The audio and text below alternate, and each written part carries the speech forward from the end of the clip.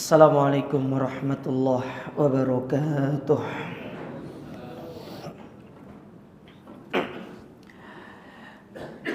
Innal hamdalillah nahmaduhu wa nasta'inuhu wa nastaghfiruh wa na'udzu billahi min shururi anfusina wa min sayyiati a'malina. من يهده الله فلا مضل له ومن يضلل فلا هادي له واشهد ان لا اله الا الله وحده لا شريك له واشهد ان محمدا عبده ورسوله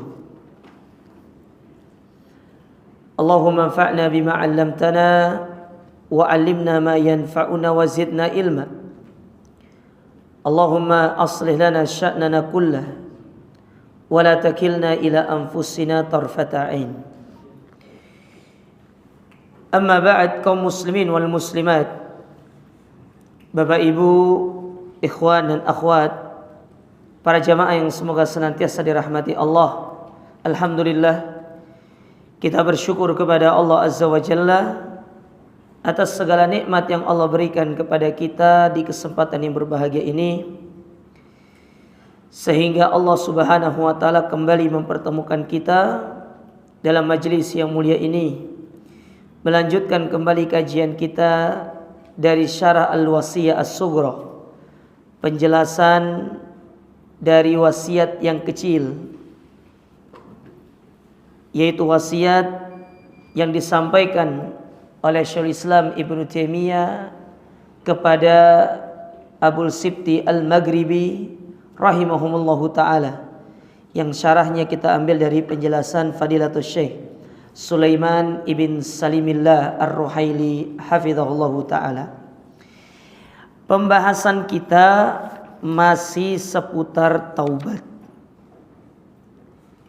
masih seputar taubat, yang mana pada pertemuan sebelumnya kita telah menyebutkan tentang bahwasanya perkara yang bisa menghapuskan perbuatan dosa yang dibawakan oleh Syekhul Islam Ibnu Taimiyah, yang pertama adalah taubat. Dan kita berbicara tentang syarat-syarat taubat. Dikatakan di sini, wa taubatu la tanfa'u sahibaha illa idza ijtama'at syurutuha. Taubat tidak akan memberikan manfaat kepada pelakunya kecuali terkumpul padanya syarat-syarat berikut. Wa syurutut taubah idza kana dzambu fi haqqillah khamsah. Dan syarat taubat itu apabila berkaitan dengan hak Allah itu ada 5. Tapi kalau kaitannya dengan hak manusia tambah 1. Jadi 5 plus 1. Kalau kaitannya dengan hak Allah itu 5. Tapi kalau kaitannya dengan hak manusia berarti 5 plus 1. Ada 1 poin yang harus ditambah sehingga menjadi 6. Nah, apa yang 5 itu? Yang pertama, asyartul awal al-ikhlasu lillah. Orang yang bertobat itu harus didasari atas keikhlasan. Kenapa ikhlas? Karena taubat itu ibadah.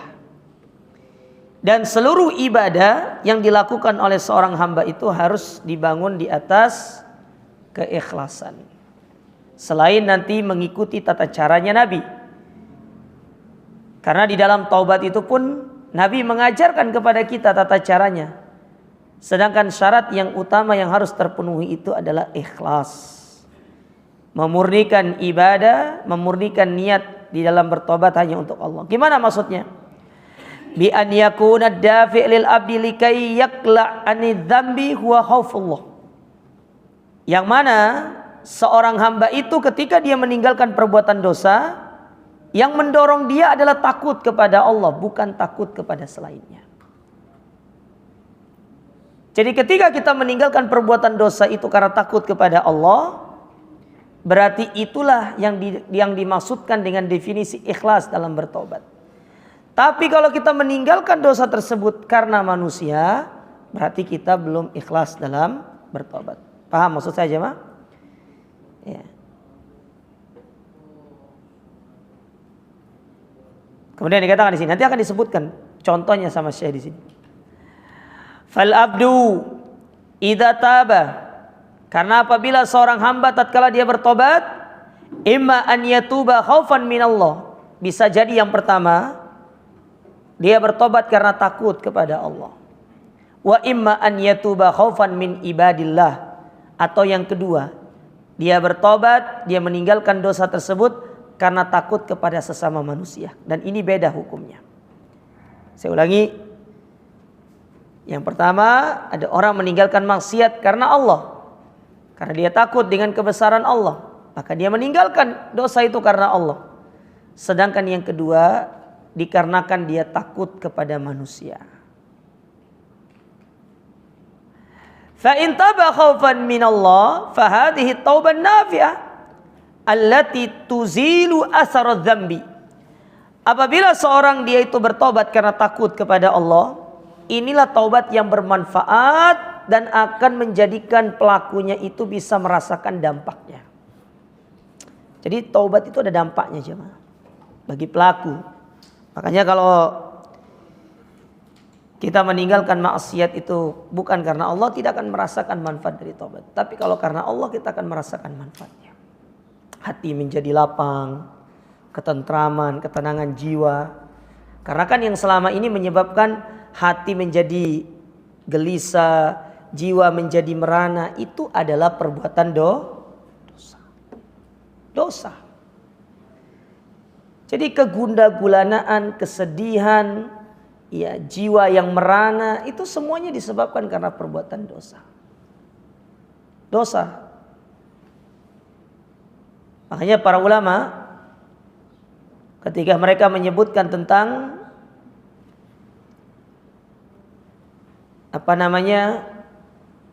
dampak buruk dari perbuatan dosa, atharudz dzunub,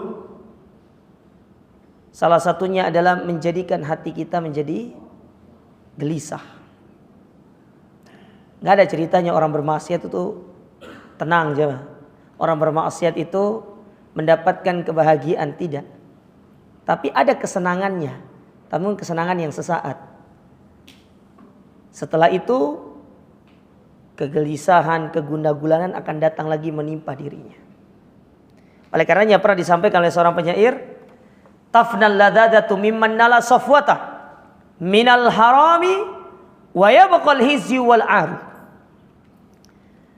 Satu kelezatan yang didapatkan dengan cara yang haram, maka dia akan sirna dengan seiring berjalannya waktu. Dan yang tersisa dari kelezatan yang didapatkan dengan cara yang haram itu adalah al-aru. Al-aru itu kerusakan di dalam jiwa. Tabqa awaqibu su'in min maqabbatiha. La khaira fil ladzatin min ba'dihan nar. Kalau sudah yang tersisa adalah keburukan, kesedihan, kegundagulanaan, dan nanti di akhirat Allah ancam kita dengan azab yang pedih, maka apa artinya kebahagiaan dan kesenangan yang didapatkan dengan cara yang haram? Contoh, orang narkoba itu ketika dia menggunakan narkoba, dia ngefly aja, terbang. Tapi selesai pakai narkoba, apa yang dia rasakan? Kecanduan, ketergantungan kan?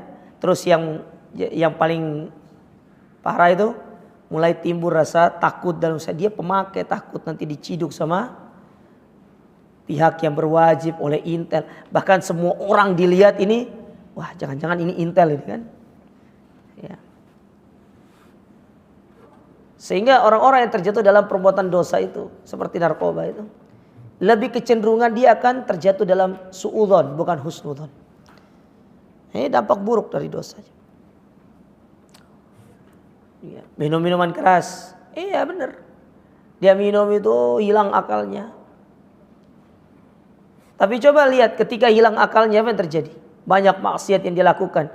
Banyak orang membunuh ketika dia dalam kondisi mabuk. Makanya para ulama mengatakan al-khamru ummul khaba'is. Khamar, minuman keras, alkohol itu merupakan induk segala keburukan. Karena banyak perbuatan-perbuatan buruk berawal dari akal manusia yang hilang. Makanya kenapa kemudian Allah Subhanahu wa taala mengharamkan yang namanya segala hal yang bisa merusak akal. Karena di antara tujuan syariat ini diturunkan adalah untuk memelihara akal manusia supaya tidak rusak dengan hal-hal tersebut. Jangan diotak-atik syariat itu. Ustadz, yang diharamkan kan khomer. Nek topi miring kan tidak ada dalilnya Ustadz. Iya, karep. Karep antum itu ya. Topi miring, terus apa lagi tuh? Mereng-merengnya. Ya. Vodka gitu kan tidak ada dalilnya. Ada nggak dalilnya Ustaz? Allah mengharamkan topi miring, Allah mengharamkan orang tua. Ya nggak ada memang. Atau mau cari sampai dalil hadis manapun nggak ketemu. Tapi kan ada dalil umum. Segala hal yang merusak akal semuanya haram. Semuanya haram. Ya. Semuanya haram, tidak boleh. Nah, ini banyak manusia suka melegalkan apa yang ingin dia dapatkan dengan cara-cara yang melanggar syariat, dan ini tidak akan mendatangkan kebahagiaan. Kemudian, wa in taba khaufan min ibadillah, apabila kemudian dia bertobat itu karena takut kepada sesama manusia, fa inna hadza yuzilu anhu dzamba fil khadir walakinnahu la yuzilu athar dzambi al-madi. Benar, ketika dia takut kepada hamba itu, kata Syekh, dia akan meninggalkan dosa yang itu saja. Tetapi dosa-dosa yang lain belum tentu dia akan tinggalkan. Apalagi kalau tidak ada yang melihat. Maka jadilah dia melakukan dosa tersebut. Jadi takut kepada manusia itu hanya akan meninggalkan dosa yang terlihat oleh mata manusia saja. Sedangkan kalau dia di tengah kesendirian, tidak ada orang yang melihat, apalagi di tempat yang sepi, tidak menghadirkan muraqabatullah dalam dirinya. Nah, ini yang menyebabkan orang akhirnya melakukan perbuatan maksiat itu.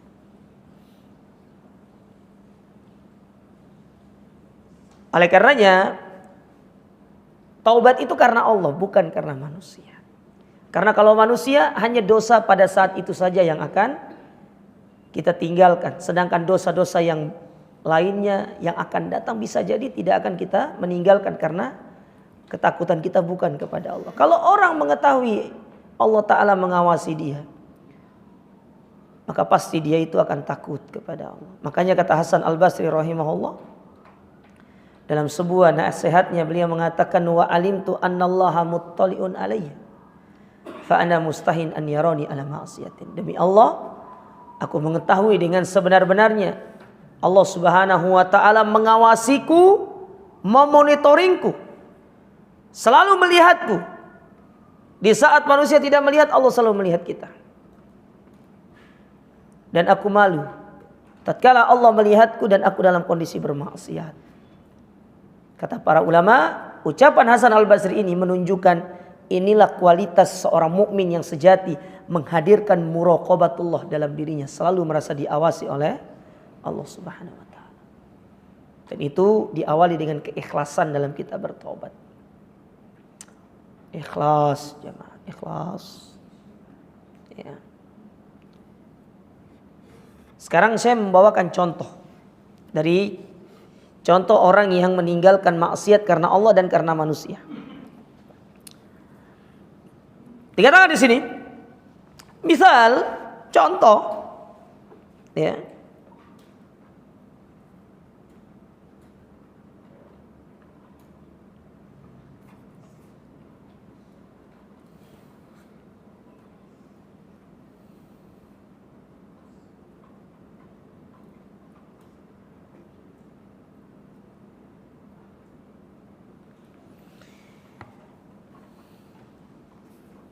Insan, seorang manusia yazni, dia berzina. Zana marra marratain. Atau salasa marrat. Dia berzina mungkin sekali, 2 kali, 3 kali, kata Syekh. Waliyadzubillah. Semoga Allah menjaga kita dari semua ini. Summa aduma khaufullah fi qalbi fataba. Lalu kemudian tiba-tiba dalam hatinya itu timbul rasa takut dia kepada Allah, bukan kepada manusia tapi kepada Allah. Lalu kemudian dia bertobat. Jadi yang mendorong dia untuk meninggalkan zina itu karena dia bertobat kepada Allah Ta'ala. Karena rasa takutnya, ya, rasa takutnya kepada Allah Subhanahu Wa Ta'ala. Dia tinggalkan semua itu. Maka apa kata Syekh? Fahada yumhi anhu al-madhi.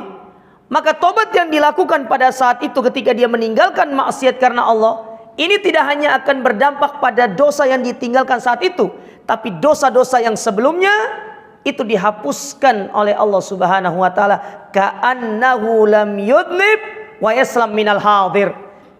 Seperti seolah-olah dia tidak pernah berdosa, dan kemudian di masa yang akan datang setelah taubatnya itu Allah akan mengganti dengan yang lebih baik. Itulah yang Allah katakan dalam Al-Qur'an, ulaika yubaddilu sayyi'atihim hasanat. Itulah orang-orang yang ketika di masa jahiliyahnya dia kemudian bertobat kepada Allah, di masa yang akan datang Allah gunakan dia untuk melakukan kebaikan sampai akhir kehidupannya. Itu bagi orang yang tobatnya ikhlas. Ikhlas. Nah, antum pernah dengar hadis ketika Nabi SAW mengatakan, wa innar rajula la ya'malu bi amali ahlin nar. Ada seorang laki-laki yang dia beramal dengan amalan penduduk api neraka, ka'annahu wa bainaha illa dhira. Seolah-olah antara dia dengan neraka itu tinggal 1 jengkal.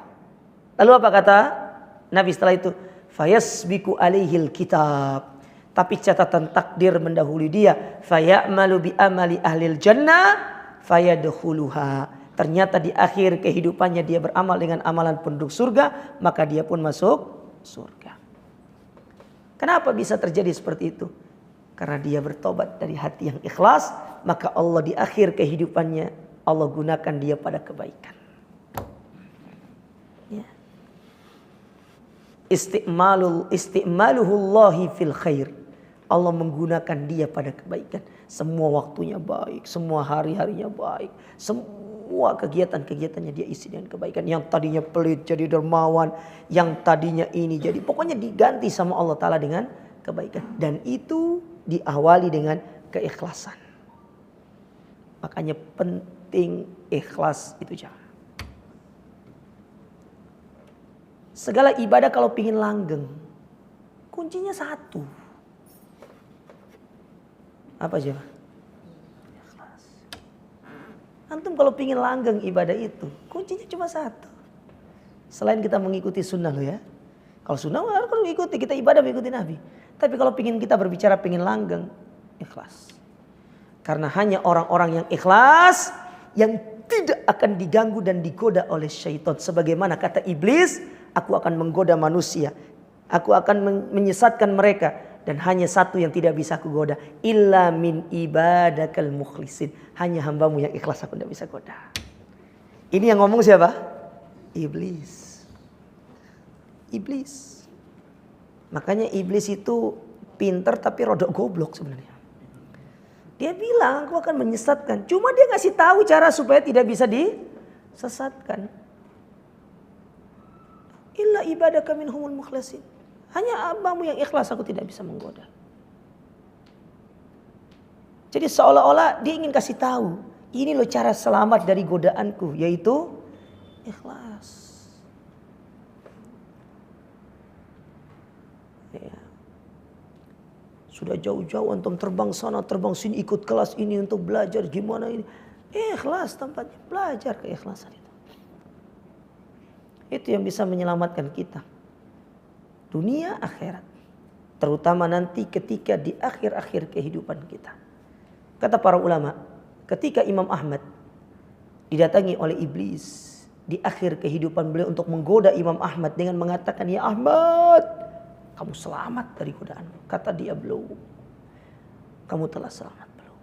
Kenapa Imam Ahmad bisa selamat dari godaan iblis di akhir-akhir kehidupannya? Kata para ulama, dikarenakan Imam Ahmad Imamul Mukhlisin. Dia adalah orang yang sangat ikhlas dalam dia berdakwah, beribadah dan menjadi hamba kepada Allah Subhanahu wa taala. Ya.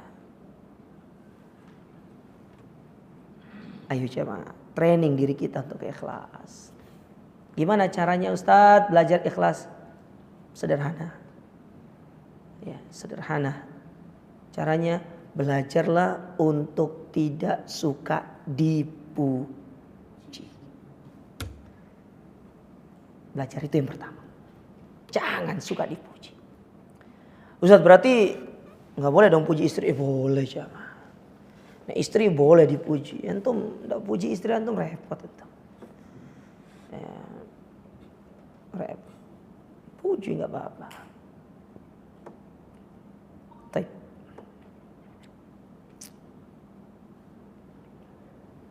Itu contoh yang pertama tadi ya. Orang meninggalkan maksiat karena Allah. Sehingga itu akan menghapus dosanya yang saat itu dan yang telah berlalu. Dan kedepannya Allah jaga dia.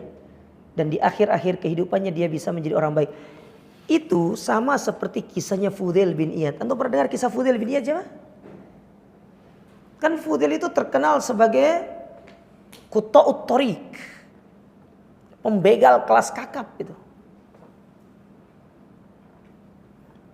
Sampai satu momen dia mau nyuri, ya toh? Dia mau nyuri di rumah salah seorang warga. Ternyata si pemilik rumah itu sedang membacakan firman Allah Ta'ala, alam ya'ni lil ladzina amanu an takhsha qulubuhum li dzikrillah, dalam surat Al-Hadid. Seketika itu dia gemetar, hatinya gemetar, badannya menggigil. Dia mencari tempat persembunyian sampai menenangkan dirinya. Setelah dia tenang, dia mandi, dia bertekad bulat untuk bertobat, dia masuk ke Masjid Nabawi untuk belajar. Jadilah dia seorang ulama. Mantan pembegal jadi ulama. Kenapa bisa? Ikhlas dalam dia bertobat. Dia tulus tobatnya itu. Beda kayak kita nih. Kadang-kadang kita niat tobat sambal jangan. Nek pedes berhenti. Pedesnya hilang, lanjut lagi.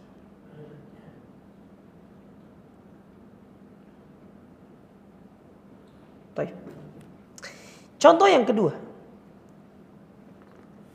Kalau tadi contoh karena Allah, sekarang contoh karena manusia. Karena yazni zina marra marratain wa thalatha marrat. Dia berzina. Sama contohnya. Cuma bedanya summa khafa min fadhiha. Tapi yang menyebabkan dia itu meninggalkan maksiatnya karena khawatir aibnya tersingkap di hadapan halayak ramai. Ya, ada rasa takut aibnya tersingkap di halayak ramai. Ya Allah, jazakallahu khair, masyaallah.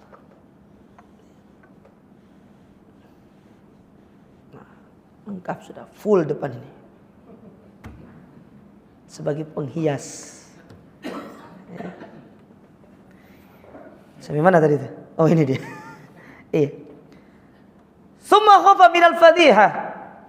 Dia takut. Aibnya tersingkap. Keburukannya tersingkap. Khafa ala maqamihi wa makanihi bainan nas. Dia takut kalau aibnya tersingkap, kedudukan dia di tengah masyarakat, kedudukan dia di tengah manusia akan terancam. Dia khawatir dengan posisinya dia ini. Entah dia mungkin sebagai seorang public figure, entah mungkin dia sebagai seorang apalah, pokoknya dia punya kedudukan gitu loh. Mungkin dia sebagai seorang ya kepala apa mungkin ya. Dia khawatir kalau dia melakukan ini nanti bisa posisinya terancam. Bisa kedudukannya akan tergantikan, tergeserkan. Maka apa yang terjadi? Fataraka dzamba. Dia meninggalkan dosa tersebut bukan karena Allah, tetapi karena memikirkan kedudukan. Dia pikirkan kedudukan. Dia pikirkan posisinya ini. Kata Syekh Hada yaslamul an minadz-dzam. 6. Hari itu dia selamat dari dosa.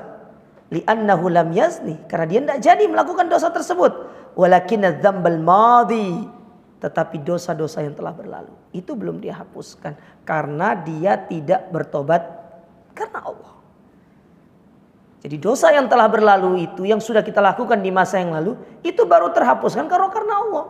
Tapi kalau dosa yang kita tinggalkan karena manusia, maka hanya saat itu saja kita tidak melakukan perbuatan dosa, dan dosa-dosa sebelumnya belum diampuni sama Allah Ta'ala.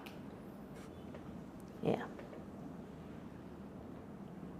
Oleh karenanya kata Syekh Sulaiman, fantabi ya ra'akallah li mas'alatil ikhlas, maka pentingnya seorang memperhatikan masalah ikhlas.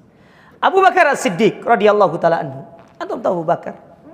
Apa yang menyebabkan Abu Bakar itu berada pada posisi yang sangat luar biasa? Beliau punya kedudukan yang tinggi. Sepakat ijma' para ulama mengatakan Abu Bakar As-Siddiq khairun nas ba'da al-anbiya wal mursalin. Sebaik-baik manusia setelah para nabi dan rasul, Abu Bakar As-Siddiq.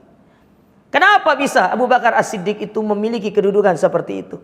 Disebutkan oleh Abu Bakar Ibn Ayyash, sebagaimana dibawakan oleh Syekhul Islam Ibnu Taimiyah dalam kitabnya Minhajus Sunnah An-Nabawiyah, beliau mengatakan ma sabaqahum Abu Bakar As-Siddiq bis salatin wala siyam. Abu Bakar tidak mendahului mereka dalam salat, dalam puasa. Abu Bakar bukan tipe orang yang ibadah, rajin ibadah seperti itu.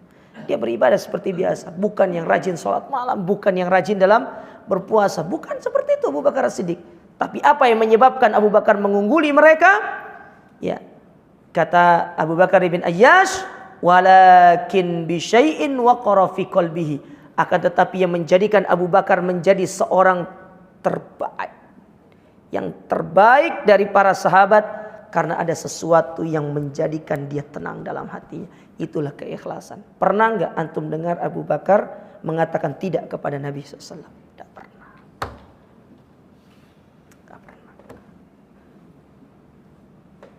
Jadi yang mengangkat Abu Bakar itu apa tadi? Keikhlasannya. Keikhlasan. Ikhlas dalam beriman, ikhlas dalam berserah diri, ikhlas dalam kepatuhannya, ikhlas dalam ketundukan, ikhlas dalam mempercayai segala khabar yang datang dari Nabi SAW. Bahkan ketika peristiwa Isra Mi'raj semua pada goncang. Oh, nggak mungkin pergi ke Palestina itu dalam satu malam kemudian balik sebelum waktu subuh. Nggak mungkin, mustahil. Ya kata orang sini khorot orang ini. Mustahil, tidak benar. Tapi coba lihat, ketika hal ini dikonfirmasi ke Abu Bakar, ya Abu Bakrin, ini sahabatmu, temanmu itu Muhammad, dia mengaku tadi malam pergi ke Palestina, ke Baitul Maqdis, dia sholat di sana, dia begini. Padahal Nabi sudah menceritakan Baitul Maqdis itu begini. Dan orang-orang sudah pernah pergi ke sana itu membenarkan sebenarnya, cuma masih nggak habis pikir. Kok iso satu malam itu loh yang dia habis pikirnya itu. Ceritanya benar. Orang yang pernah ke sana itu membenarkan apa yang diceritakan oleh Nabi SAW. Cuma yang nggak habis pikir, bisa ya satu malam gitu ke sana gitu kan? Ya kan mereka bukan Nabi. Kalau Muhammad kan Nabi, itu bedanya. Jadi kalau antum punya awan kinton mungkin ya. Ya mungkin antum pergi sholat, nanti sholat duhurnya di Mekah, sholat asarnya di Medina, nanti sholat maghribnya di Palestina. Mungkin setelah itu antum pulang ke Syafi'i, ya mungkin nanti subuh antum berangkat lagi ke Mekah gitu kan. Beda hal kalau itu. Ya kayaknya kita belum punya kayak gitu deh. Katanya harus gila dulu katanya baru bisa katanya. Nah, tapi coba lihat Abu Bakar, dikonfirmasi ke Abu Bakar itu. Abu Bakar hanya mengatakan, kalau Muhammad yang ngomong, aku percaya. Andai kata Muhammad bilang ini tembok warna hitam, padahal dia warna putih, aku akan katakan tembok itu hitam dan aku akan dustakan mataku yang melihat tembok itu warna putih. Itu Abu Bakar. Kalau kita apa? Abu Gosok. Ya. Abu Bakar sampai sebegitunya. Keikhlasan beliau di dalam beribadah, dalam ketundukan, dalam keikhlasan. Luar biasa. Radhiyallahu ta'ala anhu. Ya. Baik. Itu syarat yang pertama. Sekarang wasyartus tsani. Syarat yang kedua dari syarat tobat. Apa itu? An yuqli'a anidz-dzam. Melepaskan diri dari dosa. Ya. Melepaskan diri dari dosa. Kalau bahasa kerennya sekarang move on. Move on dari dosa itu. Jangan move on dari mantan kekasih aja, move on dari dosa. Move on dari dosa. Kata Syekh, "Walaisa shadiqan fi taubatihi man yabqa ala dzambi." Tidak dikatakan dia bertobat dengan tobat yang tulus.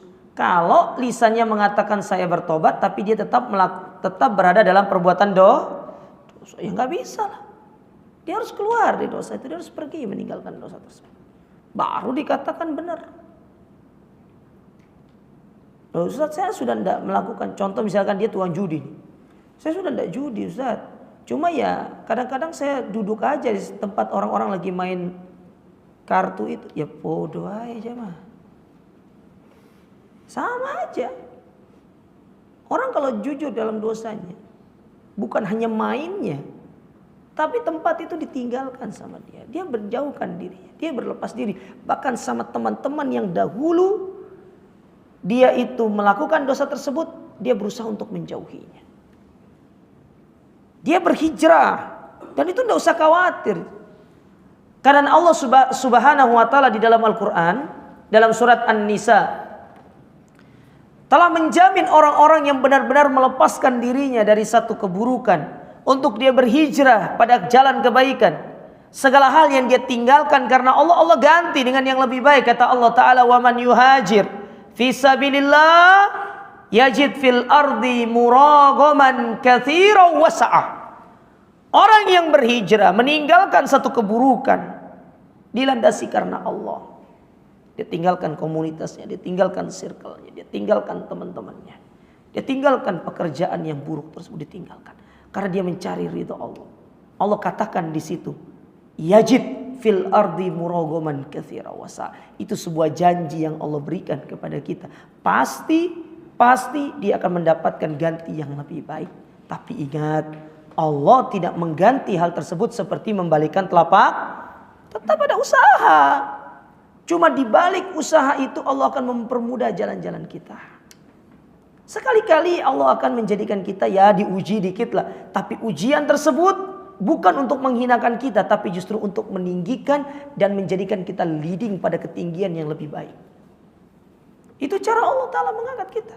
Tidak usah khawatir. Karena Allah sudah katakan dalam Al-Quran, "Inna wa'dallahi haq." Allah itu punya janji yang pasti. Allah nggak pernah bohong dengan janjinya. Kita hanya saja yang tidak percaya dengan janji Allah Ta'ala. Semua isi di dalam Al-Quran itu, semua janji Allah yang benar terjadi kalau kita imani dan kita jalankan dengan sepenuh hati. Cuma manusia itu kakean teori. Teori tok kita ikut, tapi jalan untuk melakukannya. Pertanyaan saya nih, seberapa sering antum mendengarkan ayat di dalam Al-Quran, "Man dzalladzi yuqridullaha qardan hasana fayudha'ifahu lahu ad'afan katsira." Barang siapa yang punya kelebihan harta, dia infakkan, Allah akan ganti dengan yang lebih baik. Seberapa sering kita dengar? Sering. Cuma pertanyaannya, praktek enggak? Jarang di antara kita praktek.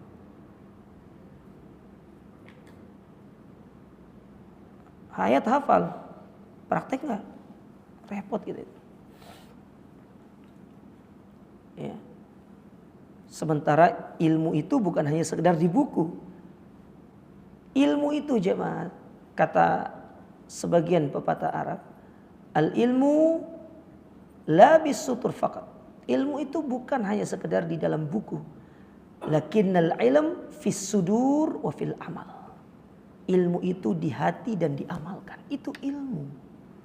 Kalau sekedar di buku, yang pintar bukunya, bukan kita. Nggak perlu diamalkan ilmu itu. Yakin dengan janji Allah. Allah tidak pernah mengingkari janjinya.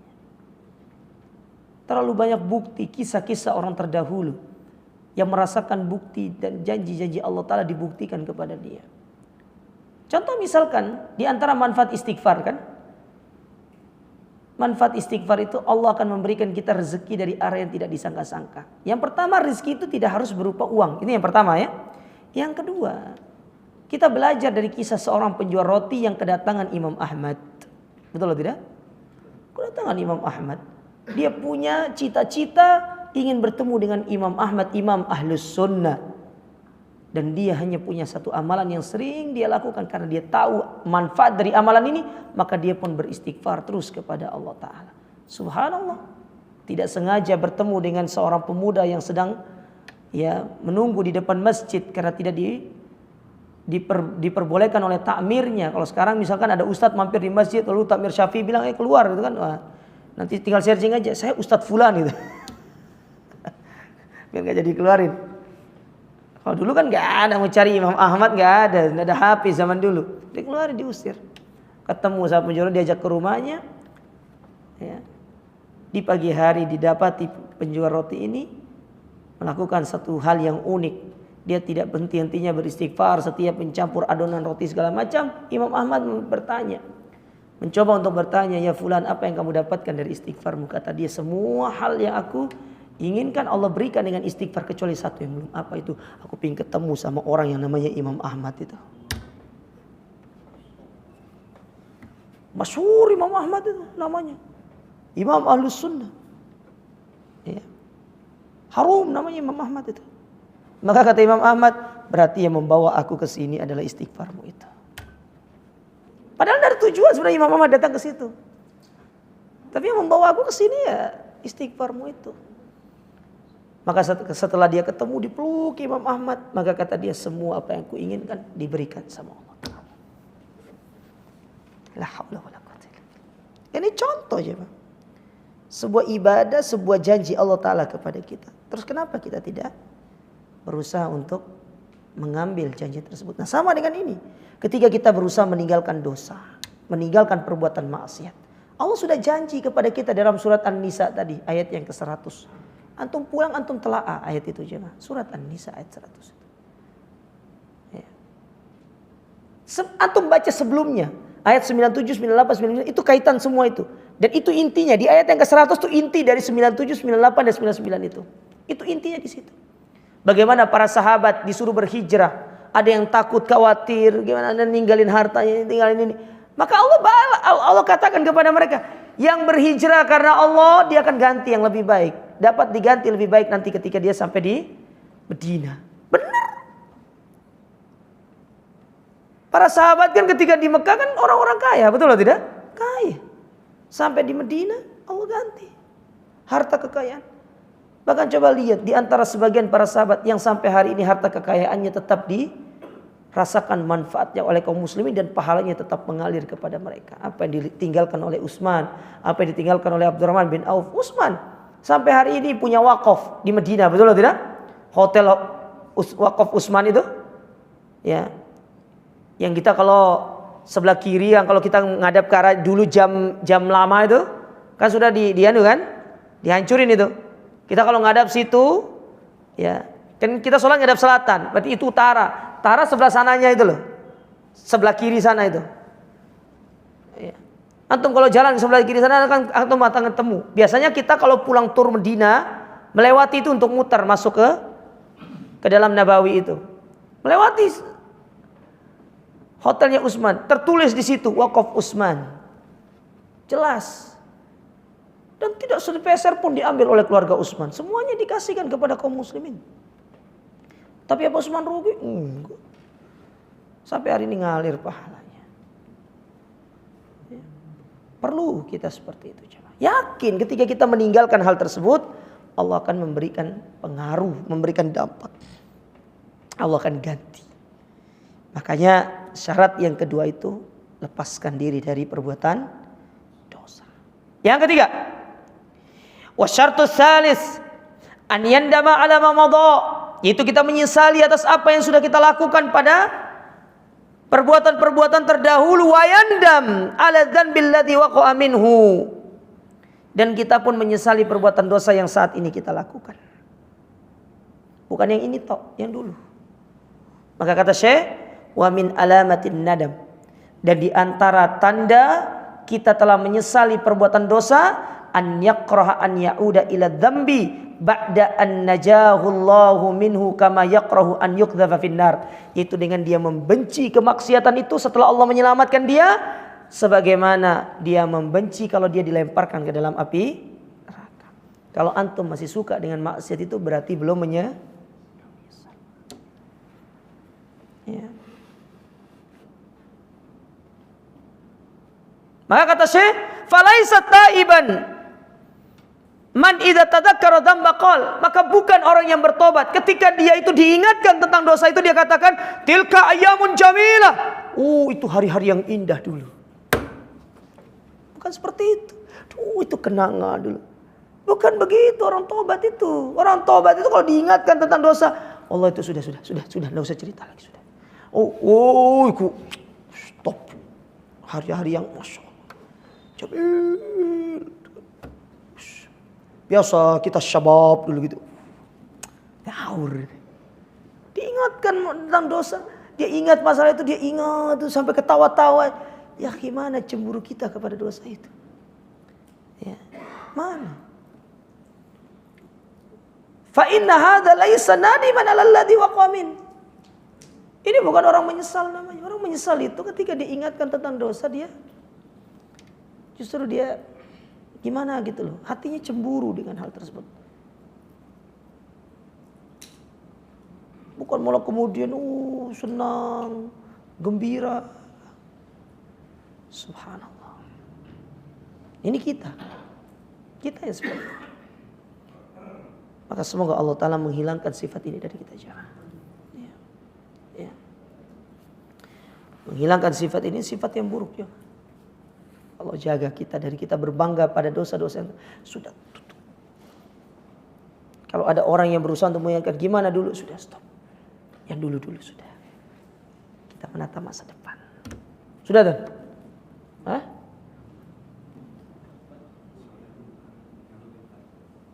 Tiga berapa?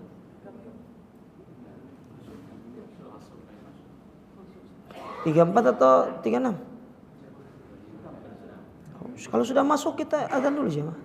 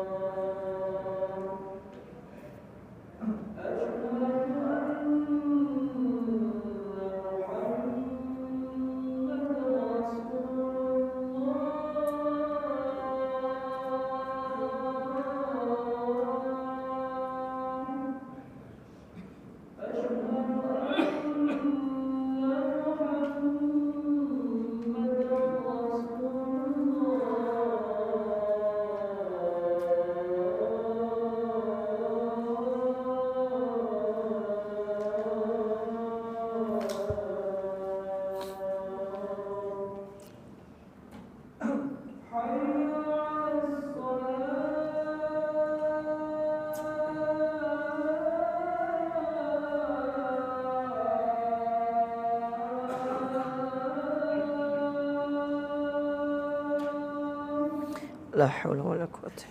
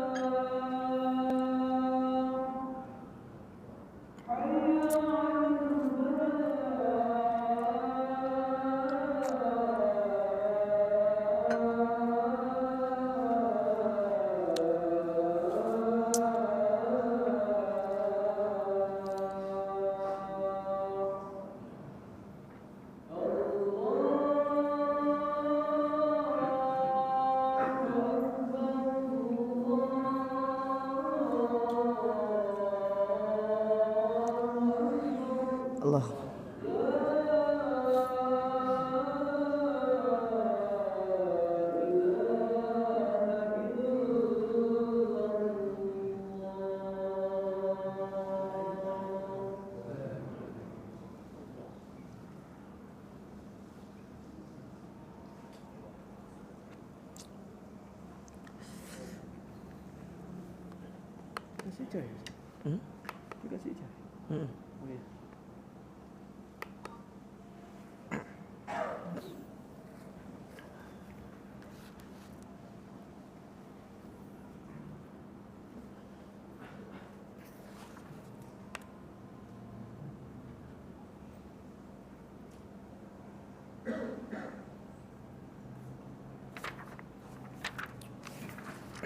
Baik.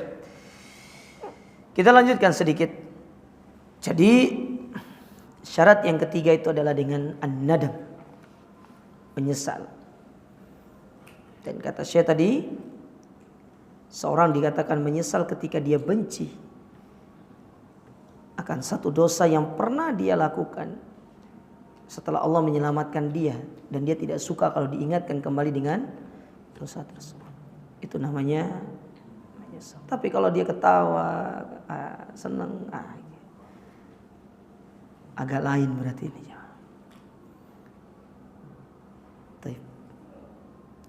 Wa syartur rabi', adapun syarat yang keempat, an ya'zama ala adamil aud ilaih, yaitu berazam, bertekad untuk tidak kembali kepada dosa tersebut. Ya. Wantabahu, perhatikan, wantabihu ya jemaah, perhatikan ini kata Syekh. Lam yakul al ulama, ulama tidak mengatakan alla ya'uda ilai, untuk tidak kembali. Bukan itu yang dikatakan. Karena memang berat untuk tidak kembali pada awal-awal bertobat, itu sangat berat. Tapi ulama mengatakan an ya'zam ala adamil audah, yaitu dia punya tekad untuk tidak kembali. Dia punya tekad, tidak ingin kembali ke dosa itu, tidak mau. Dia bertekad.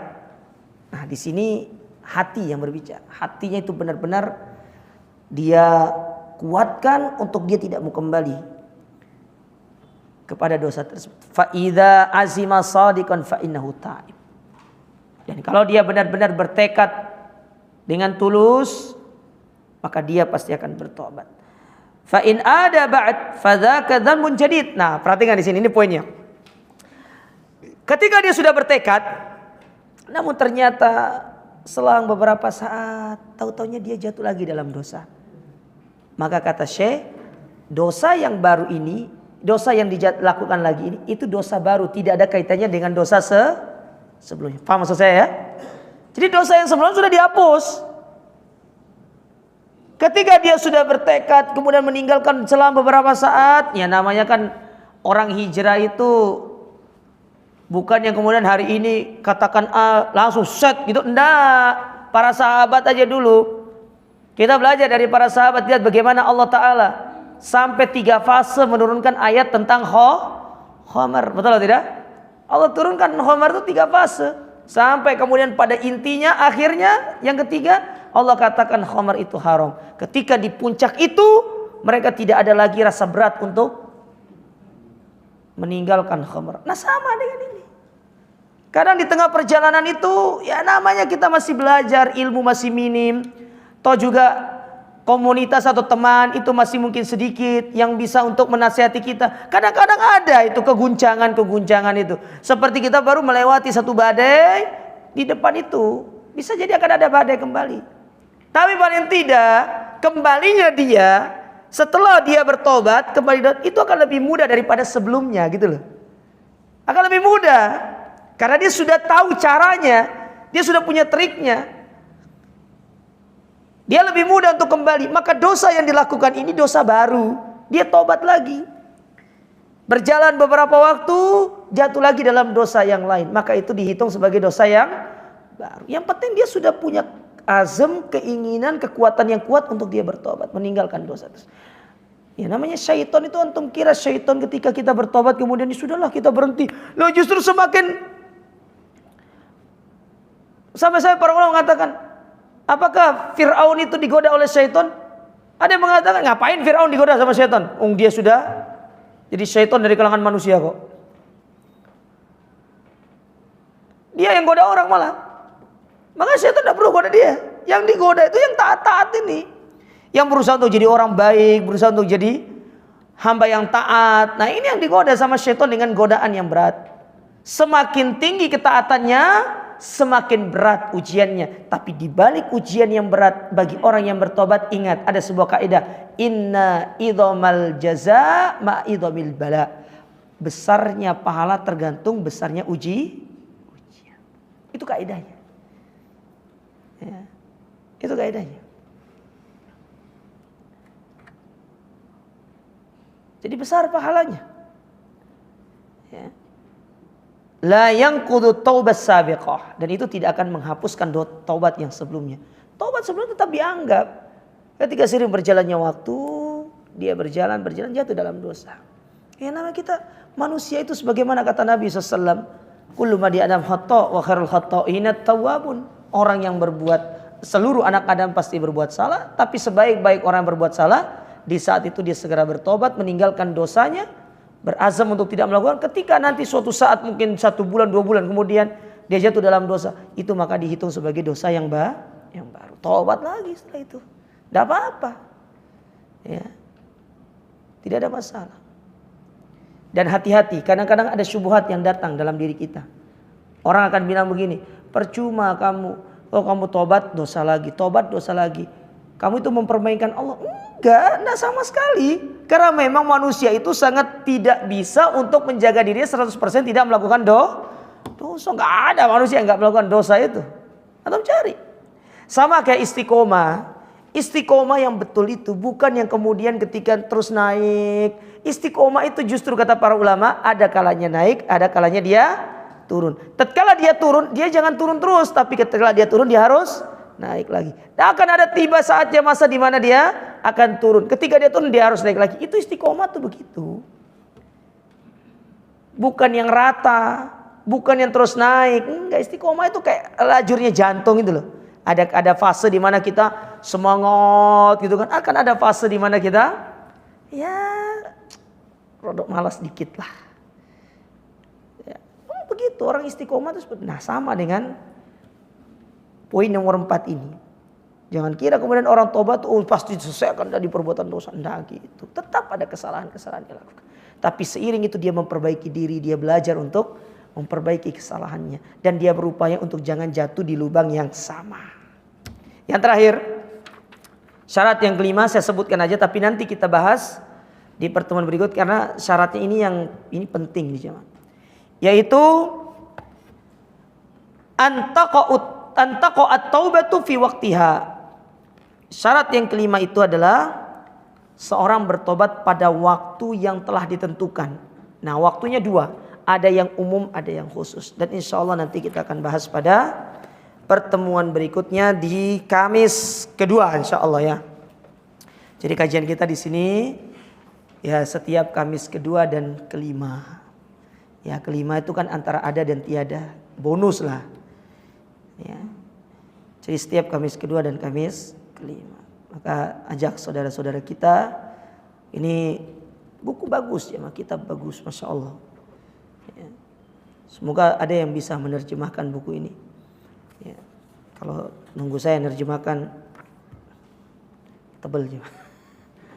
Ya, biar yang lain aja yang menerjemahkan. Bagus ini buku. Tapi insya Allah kita lanjutkan pada pertemuan berikutnya.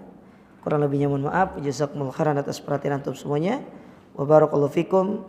Kita akhiri subhanakallahumma rabbana bihamdika asyhadu an la ilaha illa anta astaghfiruka wa atubu ilaik. Wassalamualaikum warahmatullahi wabarakatuh.